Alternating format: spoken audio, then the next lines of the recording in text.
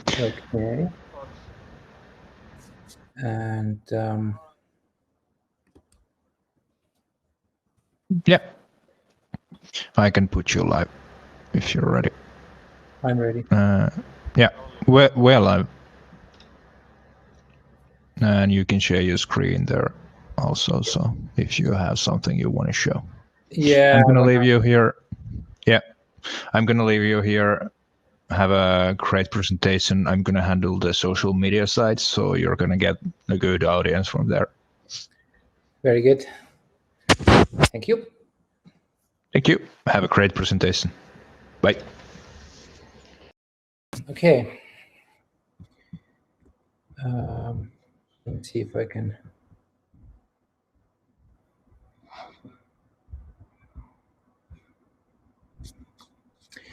Okay, so I am trying to get started here.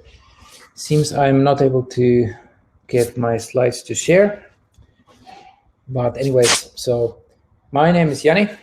I am a game maker originally from Finland. I moved from Finland to the US in 2000, so I've been living in the US for the past 20 or so years. But before I moved from Finland, I was actively part of the early game scene in Finland, meaning that I was, back then there was like maybe two companies. So I worked at Bloodhouse and I worked at Remedy, and then later on Bloodhouse changed to Housemarque, and I worked for them as well. So by 2000, I had worked for all the game companies that they were in Finland, and that was kind of the reason I left back then. So after the brief stint in the Finnish early game industry, I moved to Las Vegas, and I worked at a game company called Westwood Studios, which was at the time probably the #1 game studio in the US, in the whole world. They had been making Command and Conquer games, and so it was a great honor for a young game developer to join them back in the day. This relates to history because this history relates to what happens today, because 20 years ago I joined Westwood here in Vegas. I worked for them until EA decided to close down the studio, something like it was 2003. There had been talk about maybe building up the studio in Vegas into something bigger, but then in the end they made the decision of consolidating their operations and closed down Vegas. And at that time, the team in Vegas pretty much split. We were like 150 people. Everyone went their own ways, and I kind of lost touch with most of the team. We were still, connected via Facebook and whatnot, but I didn't really see the guys for like 10 years. I did my own thing. I lived in China for a while, and I lived in back in Finland for a while, and then I ventured out of the game industry for maybe a few years. I went. I did a company called Transfluent for maybe like 5 years or so, and during that time, I started connecting back to the game industry. It was sort of like it was a translation company that was focused on fast online, not online, but fast translations. And one of the target audiences then was gaming. So I started reaching out to old colleagues, even from the Westwood era, where I, offered my services and, basically just, hey, how you doing? What's going on? And we started this casual conversation with a few people on like, how great would it be one day to work together again? And so a year ago, here in Vegas, there's this an online conference, not online. There's a conference here in Vegas called DICE, and it's held in February. So I attended DICE, And I bumped into an old colleague of mine called John Combs, and we started talking about how I would want to make games again, and he had been thinking of starting his own studio. And then we bumped into another old colleague from Westwood called Ali Arabian, and we continued to talk. And like a month later, we had a company. We decided, hey, it's time for us to get back the old gang and start making games again. So that's kind of the long story short. What is Utopos Games, and how did it start? It's basically a collection of old game developers, maybe physically old but not mentally old, veteran game makers who used to work together 20 years ago, deciding to get back together and make some awesome games again. We went with this team to investors. We decided that we are all like 40 plus. We have families, we have mortgages. We unfortunately cannot do what we could have done younger, where just shoestring it and just do it with very little money. We had to. While we had to kind of like take a pay cut compared to the jobs we had before, we still had some expenses. So there was no way for us to get going without having some funding in place. So we first talked to investors. We presented the idea of this team, and we got a seed investment of $1 million from Sisu Game Ventures in Finland, Buy Founders in Denmark, and a few angel investors. So with this initial investment, we got going in May of last year. We decided to start building a game that's heavily based on AI, heavily based on machine learning. The whole design is built around the fact that in the game you have these things that are robots that are able to learn. So the whole game is based on you teaching the robots how to fight, and once they learn how to fight well enough, then you enter an online arena where these the robots will fight against other players. So the robots trained by other players.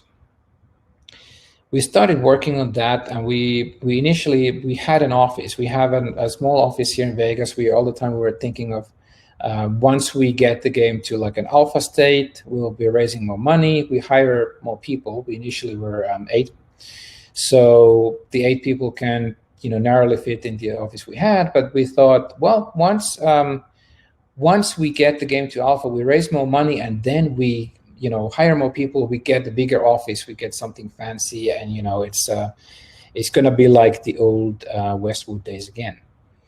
And the alpha was supposed to be completed in the Q1 of 2020. And everybody knows, of course, that Q1 of 2020, nothing that anyone planned for quite happened. We technically reached the alpha around January, but the game wasn't quite as fun as we wanted it to be. So we decided to extend the deadline, keep going on a month or two more. And then the coronavirus started spreading around the world. We again went to DICE. That's the last time we've really met as the whole team, and that's the last time I've attended a conference in person. DICE was in February, and in there we had some investor meetings, and everything was still quite all right that time. There was some talk about the coronavirus, but it wasn't really obvious that it's going to disrupt the way the life the way it did. Maybe 2 weeks after DICE, like everything started happening real fast. It was obvious that there will be some kind of closures and some kind of distancing required. So we moved basically the whole company to work from home. Initially we thought we're gonna stay, work from home for a while, but pretty quickly it turned out that we can actually work from home pretty well. Obviously, at some point we will want to be meeting and kind of in face-to-face and all that. But working, we already communicate in Slack. We can do video meetings. Sometimes we even have a video meeting on when we don't have a meeting. We just just to be able to have the other people in the same room. The whole a concept of working remotely works really well for us. So pretty quickly we decided that, okay, well, you know what, we're gonna cut this extra cost. We're gonna get rid of the office. So we closed down our office and made a sort of a plan that we're gonna work permanently from home. I was already set up, this is my home office.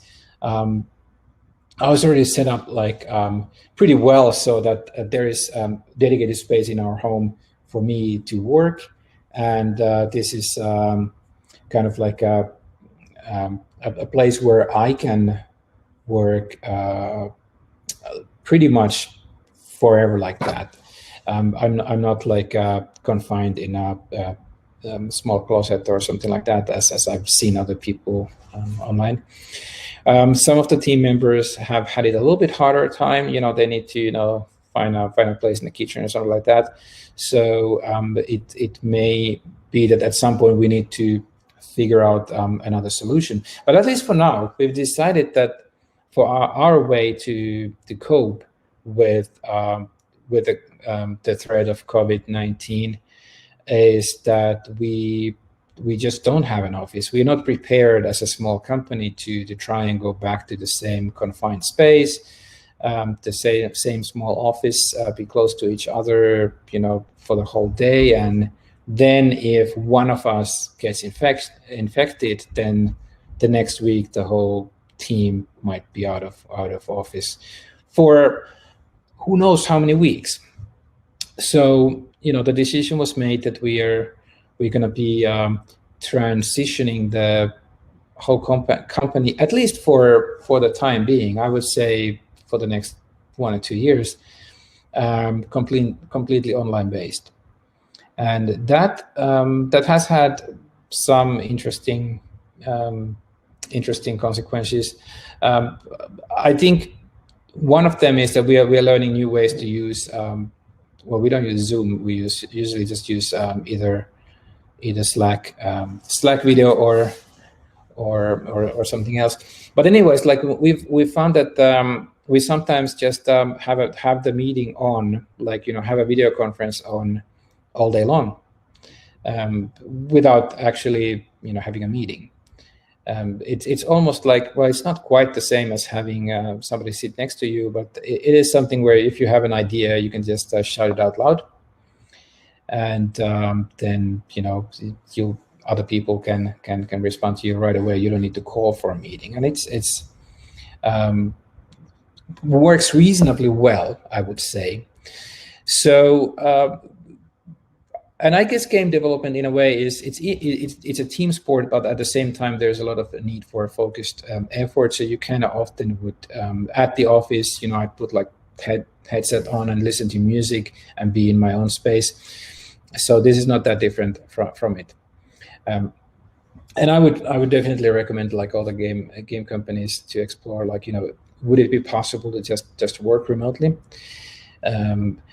Another very interesting side effect of working completely remotely is that since everybody is remote, earlier on, we've had people working at remotely in a different location, but then you would have a meeting where most of the team is in a room, and then there's one or two people who are remotely, and that's super inconvenient because everybody else is in the same space, but then you have this one person who is you just never really know if they can hear. There's always a lag between speaking with them but not with the local people, so that doesn't really work. But when everyone in a team is remote, then suddenly that's not an issue anymore, and the online meetings are all of a sudden much more convenient.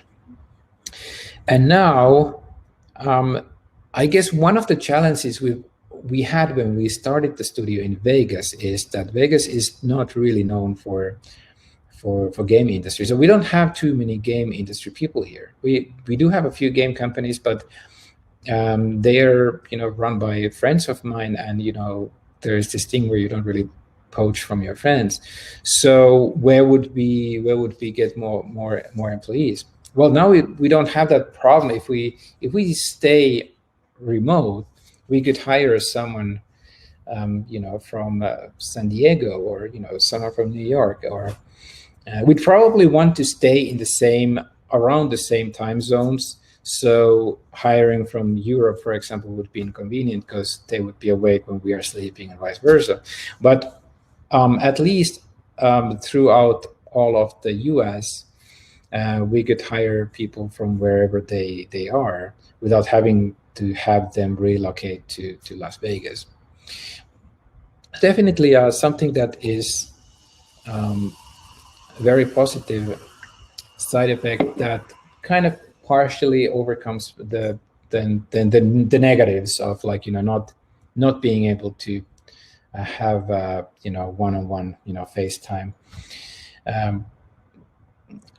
Hiring, let's say that if we hire someone who is based in New York, well, the team that is in Vegas, after all the restrictions are lifted and all that, we could maybe go to a bar, have some beers together, where the person in New York would have to fly over here and to be able to do that. So there are still reasons why having the whole team around the same area is beneficial, even if you are remote. But at least for now, I feel like the positives are bigger than the negatives. And so that's part of the way we cope.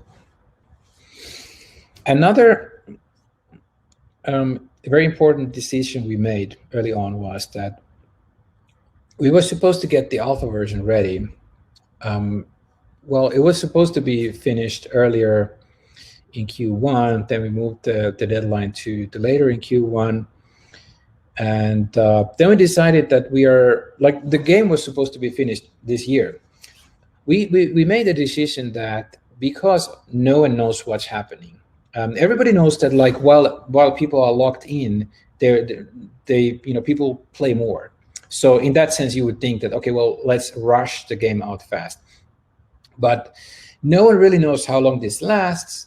No one knows what will happen. Are people going to be able to, have money or be in a mood for playing games later on in the year?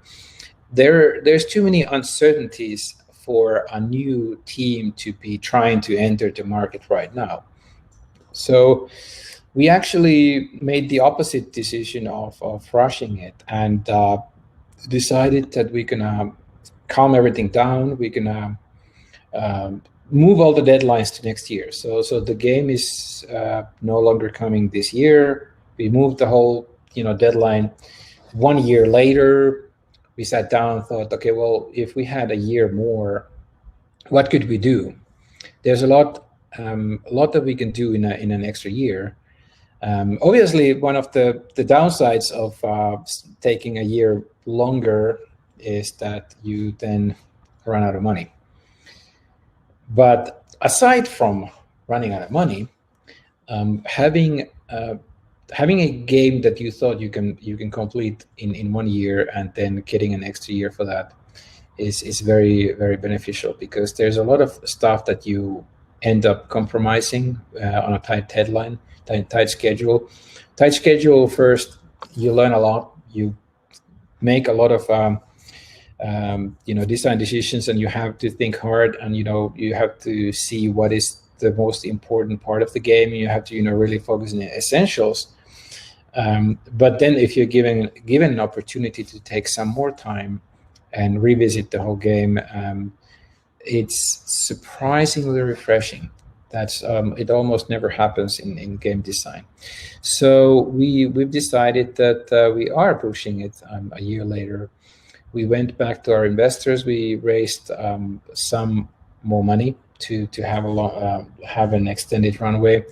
We do need to raise more money this year. So like as a CEO, it's my constant struggle that I need to be in a fundraising mode. But it is what it is.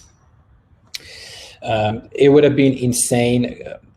So the other reason why we decided not to release the game this year is because we were self-publishing, and it's not just only that we were not sure if the marketplace is healthy later this year for releasing a new game. The other side is that we needed to raise money for self-publishing, and it doesn't really make sense to try and self-publish, raise money for self-publishing if you are not even sure what the market is going to be like. You don't know if the investors are going to be placing new bets. And keep in mind that was like 2 months ago when we had to make this decision. Now, in the past couple of weeks, we've seen that game investors are making new investments. So there have been studios that have been raising Series A rounds. So probably the investor market is not dead, and it's actually possible to raise money. We don't know if those deals were made earlier and just announced now, but let's assume that it's possible to raise money this year. So we could have probably done that, but I still think it was the right choice for us to push things back, and we're trying to organize our funding so that we will have plenty of time to finish the game in a year and put it out sometime in Q2 2021. First PC, then consoles and mobile. So it's going to be a big, huge release for a small studio. So before that, a lot of things need to happen. When we started thinking of, maybe this, COVID gives us an opportunity to revisit our timeline. One of the first realizations has been that our original timeline may have been overly aggressive. When you start thinking of what could you do with a little bit of extra time, then you start realizing that, there's a lot that you had not really thought of. And if you had tried to stick to the original deadline, you would have had to take quite a lot of shortcuts and make compromises. And making compromises is not good if you are providing entertainment. So there's that. We currently okay with the funding. Towards the end of the year, we need to do what we were supposed to do a little bit earlier this year, which is to raise a Series A, and then gear towards growing the team and getting ready to launch the game in Q2. An unfortunate side effect of all this is that because we are taking more time, we're actually revisiting the design a little bit, and I was hoping to be able to show something today, but because so many things are still up in the air, we took our robots, which actually we really like the way the robots look, but then when we did some market research, we found out that they're geared a little bit towards the wrong type of audience. We want to appeal like wider range of people, like male, female, young, old, and just everybody. So we are making everything a little bit more cute, a little bit more puffy, and more likable, and more like if you think of like the Wall-E from Pixar, something like that. So a lot of things are changing, so that's why it's not really possible for me to show anything today, and I would say we're probably not going to be showing anything for many months now. I'm like super happy and super excited the way things look, but knowing that what I have in front of me right now is probably not going to be the final, and there's going to be a lot of adjustments. It's maybe best not to share too much at this point. We are planning on an alpha, though, well, there's a closed alpha already, but we are planning on like extending that as soon as possible to get a selected number of people to try out the game and get as much feedback as possible, because we have plenty of time still to, and making certain design changes, and we do need to know that that the game actually works. It works for us and it works for our group, but we are very like sort of narrow group, because we are old-time game makers and we think maybe differently than the audience today. So that's why we need to get it in front of the live audience as soon as possible, even though it's coming out a little later.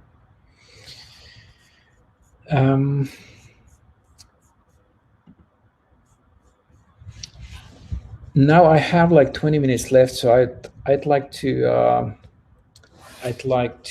maybe take some questions. And I see there is a question from Jason Miller. How do you approach the investors for raising money this year? Is it through existing contacts, fishing for from the same well, or are there other tools? Well, obviously, the biggest way, the most effective way ever for raising money has been to attend conferences, hang out with people, and get introduced to investors in person, in live. And that's not possible. I don't think the online conferences work at all the same way. So for us, so far, it's been basically going back to our current investors and going through the people I already know. That is, at the same time, it's harder and easier. The harder part is because you have a more limited pool. You don't have these random accidents, but that happen. Like, you go to DICE or you go to GDC and you talk to a friend, and there's somebody next to you who he overhears, and all this serendipity is sort of like gone. There is no like random chances of meeting investors, just bumping into them.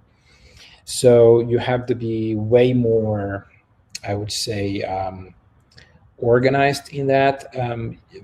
This is the way we have raised money so far this year, is making a list of people that could potentially invest, and then going through them, and then following up. And one of the ways that this makes everything easier is when you reach out to people. Like now, almost everybody is willing to jump on a call, like video call right away. It's because they are home and they're willing to talk to people. They're not quite as bogged down as they used to be. One of the things that the situation with the coronavirus this year has taught everybody is how much time you lose when you're traveling. I used to travel all the time, and when you don't travel, you save up all that travel time. So it's not just that you save on commute, and you're always online when you're home and all that. It is because you are not constantly traveling. You're actually having a lot more time that you can spend meeting people. So reaching out to people, even like old friends that I know who make investments, you can reach out. Even if you didn't really recently talk that much, you can reach out and talk, and people are surprisingly willing to make at least small bets in new ventures. I've spoken to many people this year who said that they normally wouldn't invest like in games, for example, but now because of this year, then like nothing seems sure, and why not take a new bet? Why not do this? I've always kind of wanted, but I wanted to focus on what I know of, and now because all bets are off, there isn't really any sure way anyway. That's been a surprising feedback that many people have been willing to make investments that they normally wouldn't make. And then of course there's the other side of it, is that some people who I thought would for sure invest said that, yeah, normally I would, but because of this situation, all my money is in stock. The stock market was down, and even if I wanted to invest, I wouldn't be able to, because I don't want to sell my shares right now. And any of the publicly traded companies, I can't get cash out, so I won't be able to make investments. It might be different now that the stock market is up again. I don't know. I haven't tried in the past month or so. But it's been an interesting year, because like the usual suspects are not necessarily available, and those random people who normally maybe wouldn't invest have been willing to invest. And the good thing about raising money for a game company this year is that gaming is hot. Gaming is one of the very few markets that has not suffered from this situation. I know that like the publicly traded companies, the stock prices have been going back up and all that, but it doesn't mean that these companies are doing well. A lot of companies are going to have to lay off people, and they're going to have to figure out their finances. But in the gaming side, I've had in the past 2 months like multiple contacts from inbound from companies, bigger companies wanting to acquire smaller studios, for example. And there's been inbound investor contacts, which is also quite interesting. So there is a lot of activity in the gaming. There's a lot of money floating around, I think, in the gaming right now. I believe, and I think that a lot of people agree, that this upswing in the gaming is not temporary. What the situation has done in the past couple months is bring in a lot more people in the gaming that didn't used to play games before, and many of those are going to continue playing. There may be a temporary time where people will cut down their spending on games because they just don't have the money, and it's an easy first thing to cut down from. But I wouldn't be too worried about that. That might affect the monetization of free-to-play games, for example. It might go down a little bit, but in the bigger picture, what matters is how many people are playing your games, because the monetization will rebound once people have money again. So the overall, the healthiness of the market is: are people really playing games? Do they love playing games? Are they hooked into games? Do they keep trying out new games? And all of those indicators are very positive right now. So there's a good reason why money is being invested in the gaming. Obviously, as always, some of the game companies will fail, but right now I would say it's the best time ever to be a game entrepreneur, because there are so many opportunities. There are new platforms coming. The current platforms are expanding. There are for many years to come, most likely the size of the market in terms of users as well as money is going to be increasing. And I'd say like the free to play for a while seem to focus all the money in only a few titles and a few companies. Now with the likes of Apple Arcade or Google Play Pass, and then the revival of of consoles, and Google Stadia. There's a lot of ways where the indie game developers right now can still break through a situation that maybe didn't look so bright 1 or 2 years ago. I'm very optimistic right now that if you have a small studio, there's a lot of ways to break. Okay, do you think there are genres in game design that will be more successful than others? Well, yeah, obviously there are. But I would, when you're thinking of what game to make, I'd say don't go to those genres that currently seem to be the most popular ones. Otherwise, you end up being a copycat that is following the leaders. It's better to see what segments are maybe less saturated right now. There are, like, we're doing a game that is geared towards management games, and we, one of the reasons is because we see that there, you have Football Manager, which has and similar games that have been making money for years, but that the market is not saturated with titles. There are not that many new games coming out all the time, and so it's better to look at what genres could potentially make money. You could think of, like, okay, is there a genre that has not really been taken to free to play yet, or is there is there something that you could be innovating, or if you see somebody innovating something taking off. Another example is that our game is heavily it's an auto battler game, and auto battler is a new genre that kind of appeared a year ago, and quickly rapidly rose to popularity. Like, it was nowhere to be seen at the beginning of 2019, and then suddenly you had like millions of players playing, like Dota, or Dota Auto Chess, for example. And so there are always new opportunities, and if you look at what makes money right now, then you're kind of like a little bit behind the curve.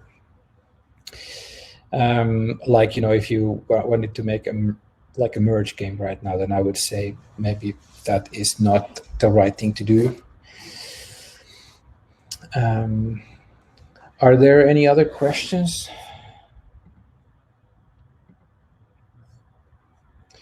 I know that this is also being broadcast in Facebook, so if anybody wants to ask questions, you're gonna have to come to the deal room side. Okay.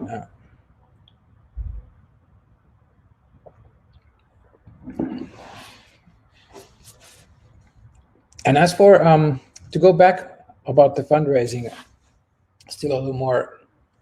I know that, like, the idea that Santeri, for example, had when building GameBreak conference is to make it, to kind of, when the developers lost a chance to go to all these conferences to hang out with investors, they lost this important channel of where to find money.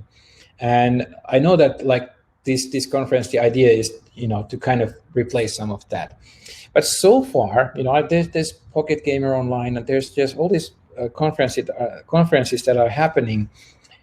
I think it's still not done quite right. So we're still looking for what is the way to really make it work, so that you get the same sort of like random chance meetings and introductions and all that. I've been in a couple online events recently that were kind of like parties online, where you'd have everybody in their own homes, drinking some drinks and chatting online. Something like that would probably work for random introduction. But how do you get the right people in the right place in the right room? Because in that kind of meeting, you cannot have too many people in one room. But you need to have enough so that they are not just friends talking to each other. You'd have to have some people in the room that don't yet know each other. And I think if anyone cracks that, that's going to be a great way to facilitate the way, I'd say, probably investors would enjoy being exposed to a group of quality people where they don't need to like talk to every random person, but they still can talk to random people that know people they know. So it's sort of like the same that would happen at a party after GDC, for example. And we don't have that yet.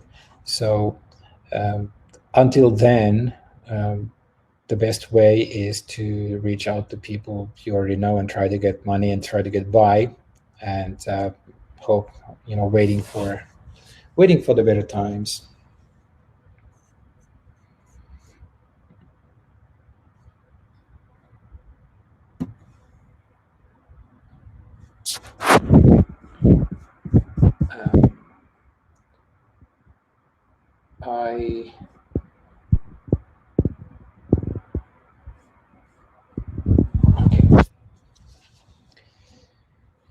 So aside from that, I have a few more minutes to kill here.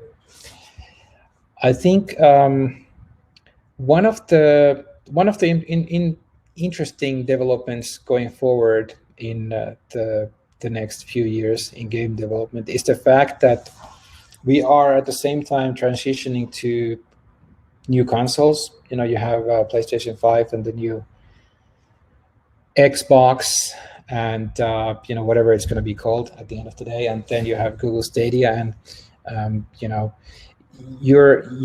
have all of that happening, and the mobile is getting more and more powerful. So if you look at the modern gaming PC today, that's the latest iPhone is pretty much as powerful as that.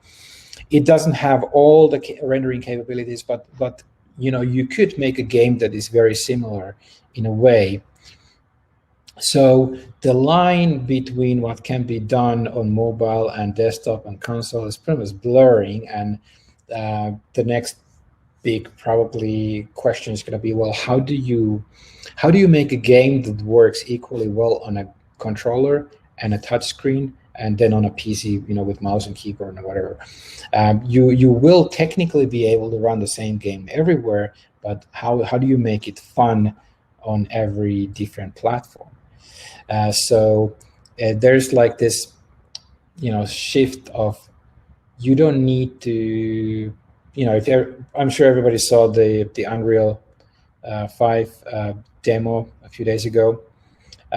Pretty soon, you will really not need to think about polygons or optimizing things. You just grab the assets and you make the game you want, and then you need to start thinking of like, how do I make it fun, and how do I make it so that it runs. So if I'm on a mobile and somebody else is playing it on PS5, and we are cross platform multiplaying, how can we be evenly balanced and all that? So new types of challenges coming up. And a good thing, I was away from gaming for a few years. When I made my previous game, there was no Unity, and now that I'm making the latest game, we are using Unity, and a lot of the things that we earlier on had to do in order to get started with gaming, a new game development, all those tools are there already, so we can just jump right on board, and in a few days you can have a prototype up and running. A question. What is my view on Unreal 5? Yeah, so I think it's inevitable that the game sizes are going to grow, and I think all of this happens at the same time as the bandwidth, and the cloud storage is becoming like really accessible. There is no, with 5G internet access and the latest broadband speeds and all that, I don't think you will end up downloading games in entirety at all. Like you have them in a cloud somewhere, and they can, a game can take a terabyte, and it's going to stream whatever you need when you're playing it. So I don't think the file size is going to be an issue. I think you will be able to have almost infinitely big levels with so much detail that you can zoom in, and it doesn't matter because there only needs to be one copy of the game in the cloud, and then everybody's streaming that. At least something like that is going to happen. And so then people are saying that, okay, well, this is going to make it so much faster. This is going to cut the asset creation time in half and all that. But I don't think that's going to happen, though. I think you are always going to be spending the same amount of time in creating your assets. It's just that you're going to be spending time on different things. You won't be spending time in figuring out how to stay in a polygon budget, but you will be doing something else. And if you saw the demo, the Unreal 5 demo, they have a ton of polygons, but it's all in static geometry. So once everybody's doing that, then the next thing is going to be, well, how do we morph this geometry? How do we animate the geometry? How do we get to the same level of detail on a skinned mesh or something like that? So I don't think we are quite at the end of the graphics tech development yet, but a lot more emphasis is going to be on not on the quality of the assets, but more like how does it look like. We're going to be more, basically you will be able to do a real-time rendering that looks the same as the latest Pixar movie, and there the question is going to be, well, how do